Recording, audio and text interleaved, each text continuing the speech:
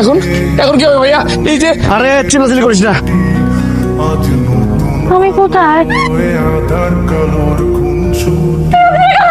আস্তে এগুলা কেউ উঠাইতে চাইছিলাম কিন্তু ভুলে আপনাকে উঠাই ফেলছি। তুই দেখা একবার হুশ হারায় ফেলাইছেন, এলিগে তো আপনার আমার উড়াই লই আইছে। যা করার বিয়ার পরে কইরেন, যে কোনো একজন বিয়া করলেই হইব।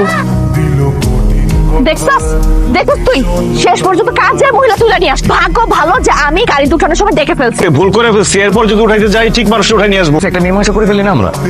আমরা সরি প্লিজ। তাকে সরি বলতে বলো। ইম্পসিবল। সমাধান যা করার পুলিশই করবে। সরি বলা ছাড়া আর জমিলাকে বিয়ে করা ছাড়া আর কোন শর্ত থাকলে সেই শর্তে আমি রাজি। শর্ত আছে যদি রাজি। রাজি রাজি রাজি রাজি। তুমি তোমার ভাইয়ের সাথে সকল সম্পর্ক ছিন্ন করে শিলাকে বিয়ে করবা আর আমাদের বাসায় চলে আসবা একেবারের জন্য ঘর জামাই হয়ে। থাক, আমি রাজি না। তার চেয়ে জমিলার বিয়ে করা অনেক ভালো। জমিলা, বিয়ের জন্য রেডি হয়ে যাও। না না ভাই, তুমি এটা কি বলতেছো? আপা, আমি আপনার সাথে রাজি। কি?